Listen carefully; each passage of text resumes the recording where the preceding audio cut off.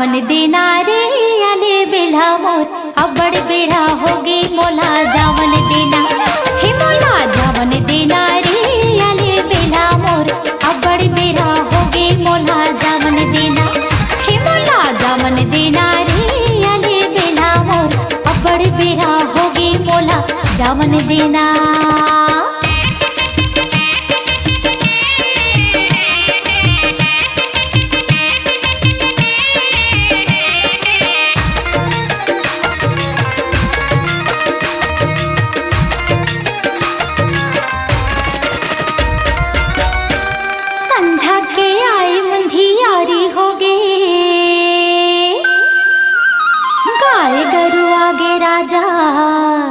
अंधियारी होगे हाँ संझा के आई मुंधियारी होगे गाय गरु आगे राजा अंधियारी होगे हाय अंधियारी होगे रे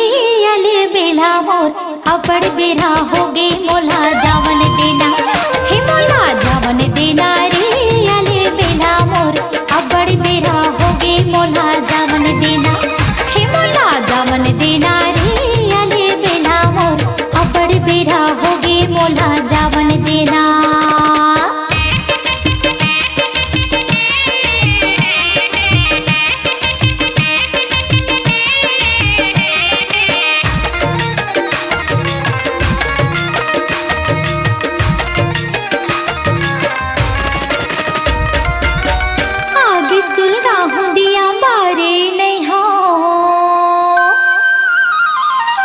चाउर घलो रांधे बर नी मारे नहीं हो आगे सुलगा हूँ दिया मारे नहीं हो और चाउर घलो रांधे बर नी मारे नहीं हो हाय ये नी मारे नहीं हो रे आले बेला मोर अबड़ बेरा होगे मोला जावन देना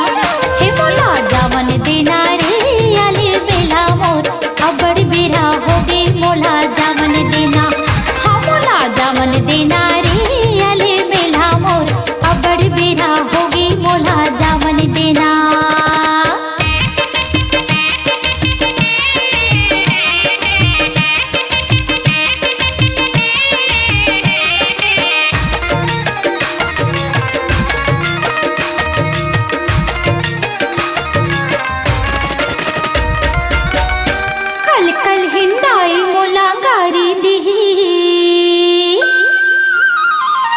भैया ही गुस्सेल हमोला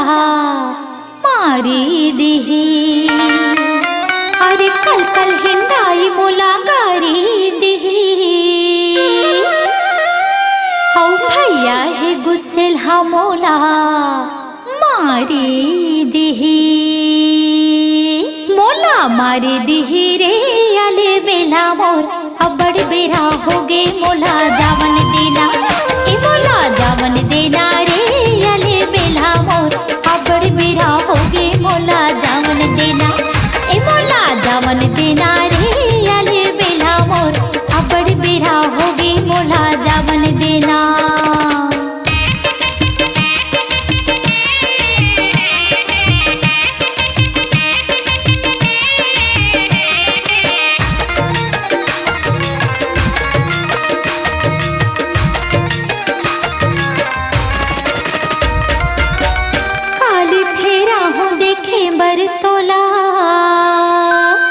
भले जावन दे मयारू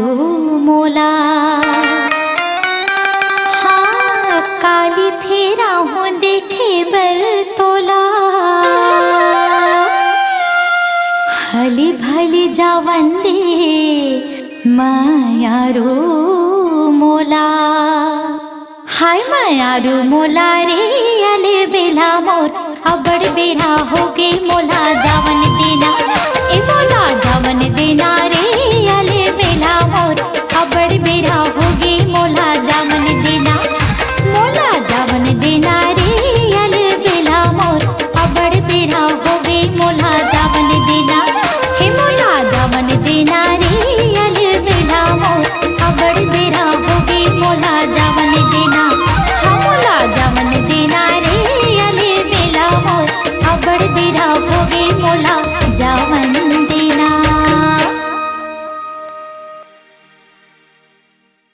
अपनी आवाज को दीजिए एक नया मुकाम। डिजिटल रिकॉर्डिंग की दुनिया का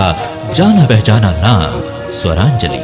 जहां गूंजती हैं ध्वनियां अपनी माटी की सौंधी सुगंध के साथ। छत्तीसगढ़ी संगीत के विविध रंग जो पहुंचाते हैं पूरे प्रदेश में डिजिटल रिकॉर्डिंग के संग। स्वरांजलि स्टूडियो, नेमीचंद गली नंबर 2, गंजपारा, रायपुर।